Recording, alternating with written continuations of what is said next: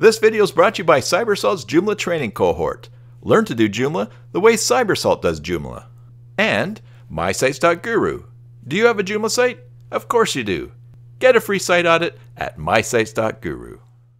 Rob is working on a Joomla 4 migration, and some of the install options tabs are missing on his site. Here's how to fix that. In the back end, go to System and Plugins, and in the search, let's just filter for Install.